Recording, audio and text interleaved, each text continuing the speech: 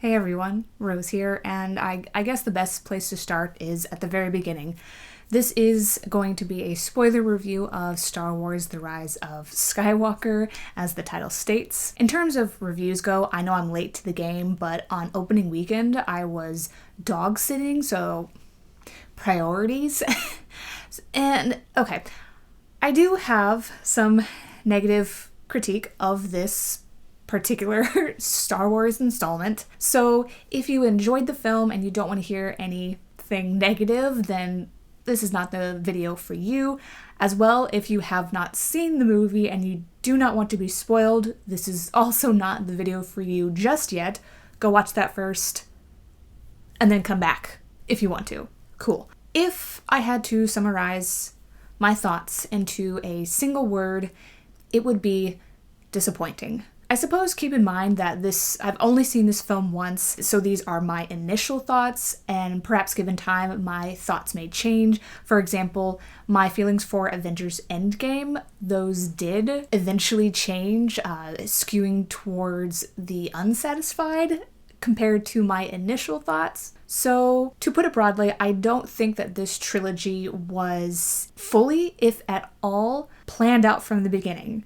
Say what you like about the prequels, but at least they were consistent. They had an end goal, an end storyline in mind. This, not so much. I liked where J.J. Abrams, the director for The Force Awakens as well, where he had started everything. Then things kind of went a different way when Rian Johnson came in and directed The Last Jedi. It definitely wasn't perfect, but overall, I'm one of the people that liked The Last Jedi. One of my favorite contributions that Rian added to Star Wars as a whole was rewriting the whole narrative from the prequels about the midichlorians, and that if you have a high midichlorian count, congrats, you're powerful in the Force. Heck, even Obi-Wan in the original trilogy, he stated that the Force lives within everyone. But okay, so The Last Jedi established that, or reestablished really, that the Force is all around. It is within every living thing. As well, a Force user or a powerful Force user can be anyone. And then in comes The Rise of Skywalker. And J.J. Abrams has just completely rewritten things again. And now it seems, according to him, that how powerful you are as a Force user totally or almost completely depends on your lineage. Who is your daddy, if you will? Or grandfather, but we'll get there. We'll get there. This is definitely an aspect that I really didn't like. That it matters what family you are born into will determine what kind of Force user you are going to be. That's going to be a pass for me. Thanks. Tied into this, and this is definitely one, if not my biggest issue with the movie. Oh, boys! I'm back! We got there sooner than I thought. Bringing back Palpatine is honestly lazy, but more than that, it nullifies the original trilogy in particular to a big extent. It cheapens them. Luke, Leia, Han, all of them took down the Empire. But now you're telling me that not only did Palpatine survive, but he's the one that's been pulling the strings the whole time? Or still?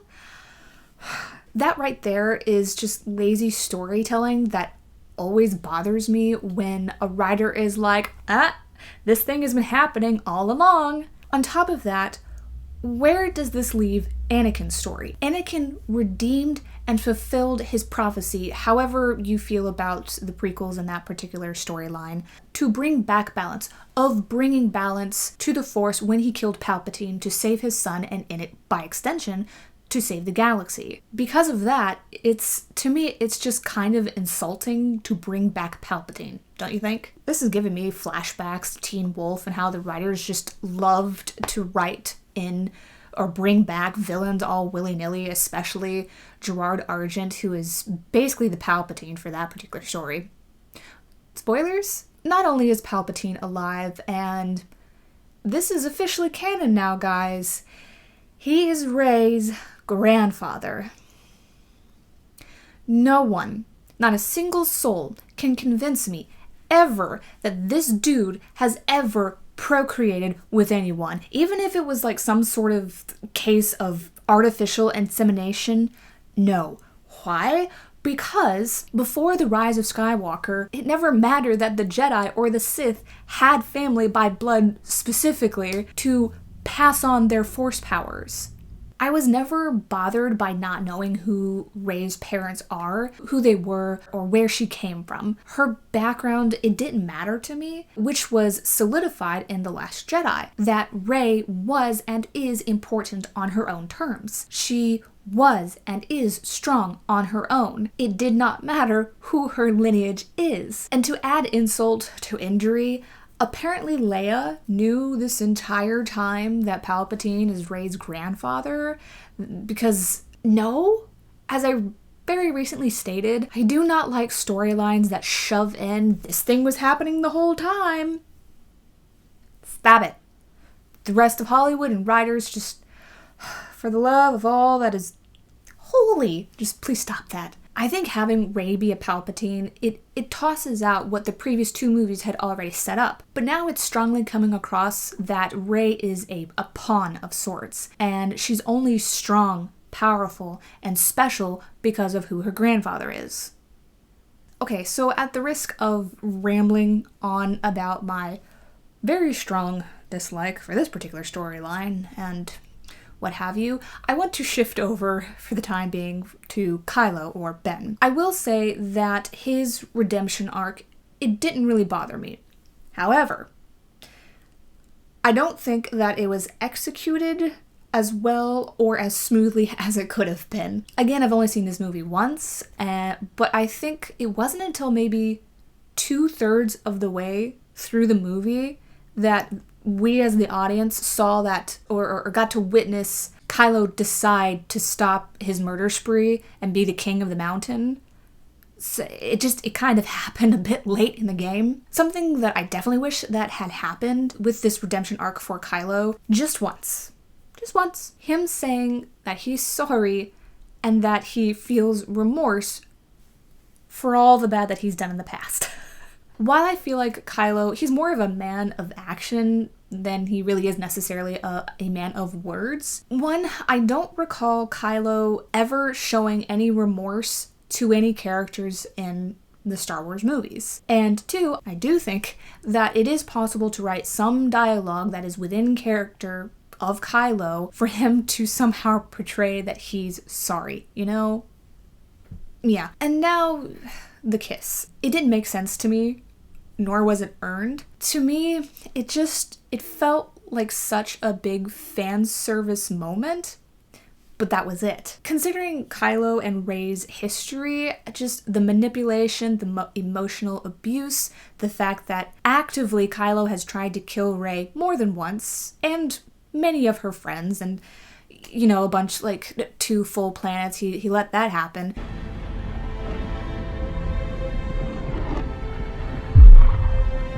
Just all of that. Kudos for Kylo helping to destroy Palpatine and Palpatine's hidden second empire. We'll get back to that. But overall, the whole kiss thing, that's just going to be a solid pass. I did not like this, essentially Kylo getting the girl at the end when, again, I don't think he earned that. Nor was that just needed at all. And actually, I want to go back to Rey and her lineage. I'm torn on Rey at the very end declaring herself a Skywalker. I don't know, I feel like that was just JJ kind of hammering home that the Skywalkers are very important. But don't get me wrong, yeah, the Skywalkers, they are very important. They clearly play a very big role in the Star Wars story as a whole, but the Skywalkers, they are not the end-all, be-all, you know? Other people are and can be just as important, separate from the Skywalkers. And it's why I wish JJ had continued the previous 2 films and their storyline of Rey being important on her own, and that it doesn't matter where she came from. And at this point, I really want to move on, guys, but there's just general more wackiness and nonsense happening with Palpatine, so just bear with me, okay? Palpatine couldn't keep his dang story straight. Oh my god. Okay, so he wanted to kill Rey when she was a child, and he still wanted to kill her when she was a fully grown adult. So he was like, hey Kylo, can you do me a solid and go kill this girl? Don't worry, you'll get like all the candy and all the powers and such. But then when Rey is finally in front of zombie Palpatine, he's like, I don't actually want you dead. No, I want you to kill me so myself and all the Sith power that's ever existed can pass on to you. This way, it's like I'm living through you.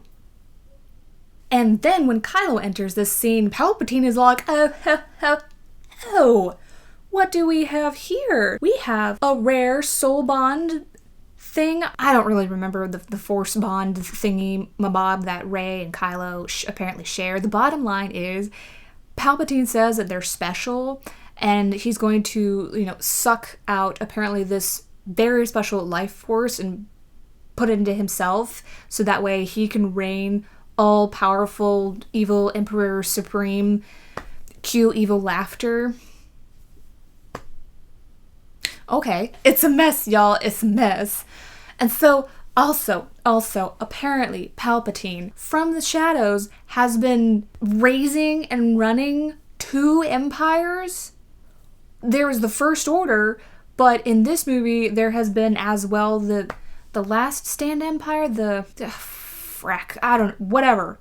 He was conducting 2 empires. I think I need to take a moment from all of this Palpatine nonsense, finally. So, shift over. Poe. He was definitely a highlight of the movie. He certainly brought a lot of comedy to the film. However, his backstory. Now, please correct me if I'm wrong in my interpretation of this, but is being a spice runner the equivalent of being some type of drug runner? And if so, wow, why was that backstory chosen for Poe and Oscar Isaac, for that matter? Star Wars people, Disney people, you're really gonna give your one Latino character a background of being a drug dealer when Latinos are constantly stereotyped as being drug dealers?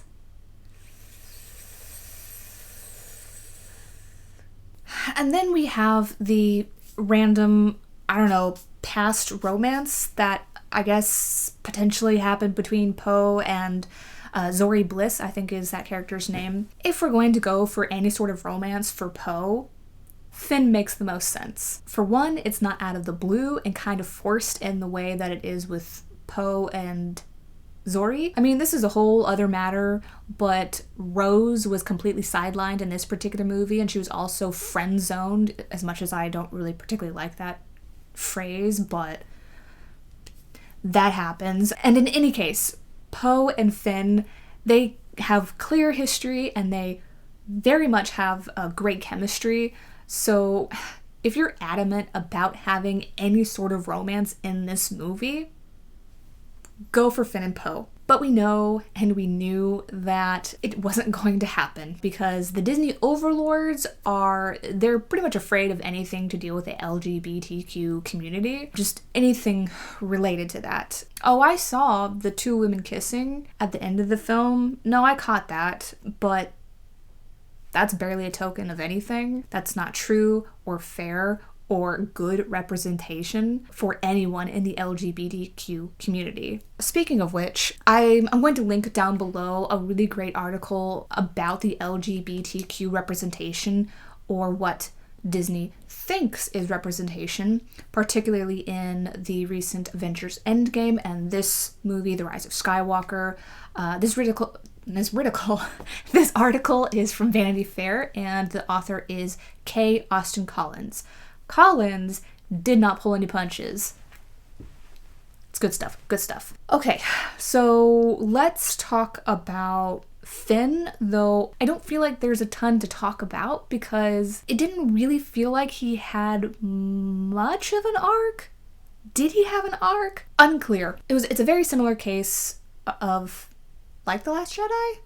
to The Last Jedi. There we go. Similar case to The Last Jedi, where it felt like Finn's main concern was Rey. Now, he was promoted to being a general, and that's good. That's awesome. That is something that he deserves. But I don't know. It felt like beyond the general thing and him constantly being concerned about Rey and where she is and all that, it just felt like there was something missing from his story. There was the introduction that there are other stormtroopers who defected like Finn, but that particular story didn't really fully pan out, or it just wasn't fully explored. We also got very strong hints that Finn is Force sensitive, but also that wasn't fully explored. In line with that, I think that's the thing that Finn was wanting to tell Rey, like, I want to tell you something, when they're in that sinking sand area. I think he wanted to tell her about him being Force sensitive. I mean, who knows what else he could have been wanting to tell her. In essence, that's like another question that goes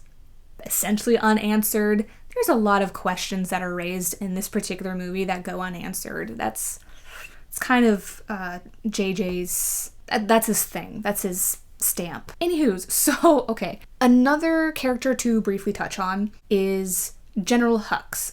I didn't mind him being the mole. I didn't mind that particular surprise and storyline. Huck's character, he's petty. He's a petty character. So it makes sense to me that while he doesn't want the Resistance to win, he also doesn't want Kylo to win and to rule things. So that was fine. However, I think the storyline should have been played out longer and just would have been, more fulfilling, I suppose. Rather than him going, guys, it's me, I'm the mole, and like 5 seconds later, pew pew, he's dead. So that was kind of a wasted story right there. Moving away from characters, I suppose, so more broadly speaking, getting into some technical aspects. Yeah, technical, whatever. The pacing of the movie was kind of off. I think a lot of it was very quick, which affected some of the scenes that were supposed to be bigger and emotional scenes. Now, not all of them. There were some emotional scenes that I think were allowed the proper time to play out and just rest, if that makes sense. But the pacing was just not consistent throughout the whole movie. Lots of talking.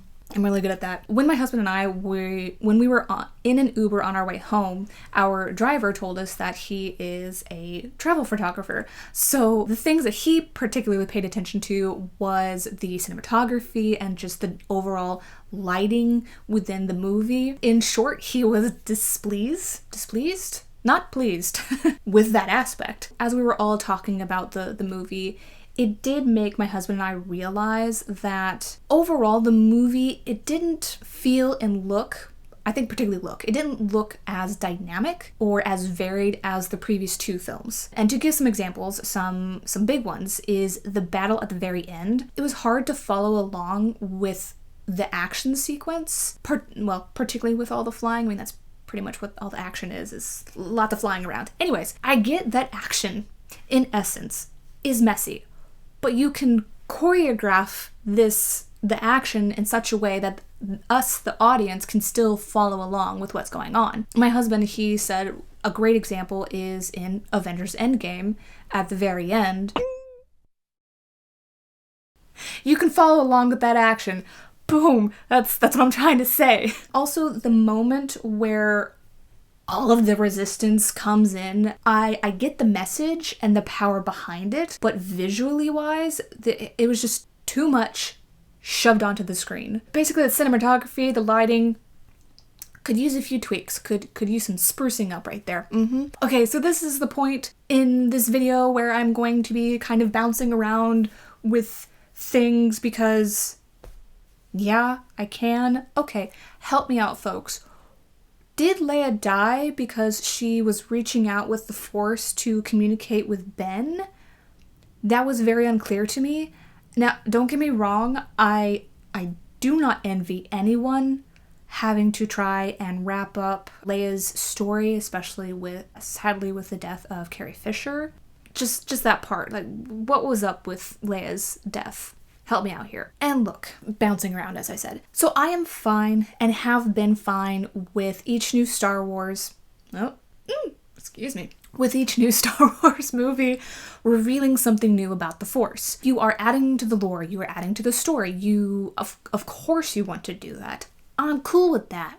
I'm here for it. But what I'm a bit about is just how freaking strong the Sith and the Jedi are in The Rise of Skywalker. Palpatine can channel all the Sith that came before him and rain down the lightning storm to end all lightning storms.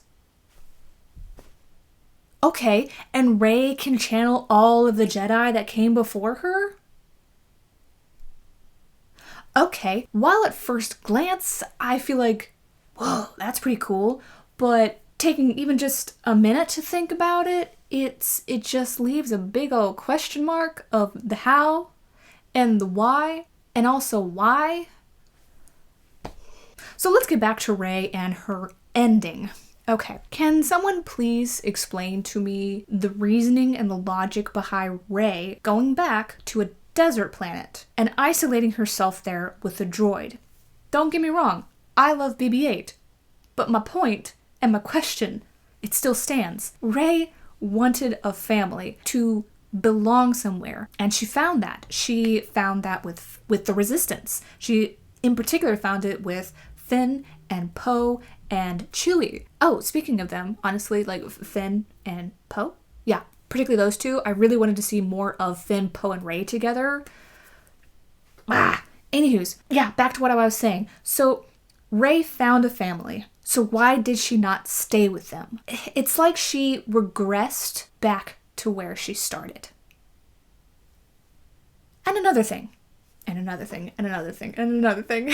But truly, because this shoved-in storyline of Rey being a Palpatine, I mean, and I think this is a big part of what I'm about to say, and that is, Rey felt different in this movie. There was just something off about her character, and I can't really pinpoint all of the moments of when this happens and hows and whys, but just as a whole, she felt different.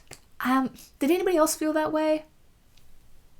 There's that part. So, okay, I do know there are some more details that I could get into. We're coming to a close now, folks. But if I were to get into everything, we'd be here for over an hour. For instance, like how the character Maz Kanata was completely wasted. But yeah, anywho's. I think I have touched on all of the big points and some of the minor points that really stuck out to me about this film. If you... I don't know, folks. If you have seen it, what are your thoughts on it? Honestly, if you liked it, I get it, and that's totally fine. I would much prefer people enjoy a movie over not enjoying a movie. So just however you felt about it, let's talk about that in the comments below. Hopefully civilly and nicely, please and thank you. So next, I will be doing a spoiler review for episodes 4 through 8 of The Mandalorian and a general wrap up of their first season. However, that will probably come out in 2 weeks because I already have a different video planned for next week. So within a week.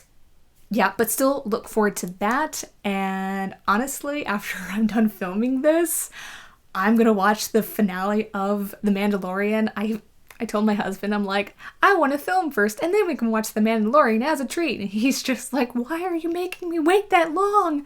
I'm sorry, we're almost there. We're almost there, sweetie.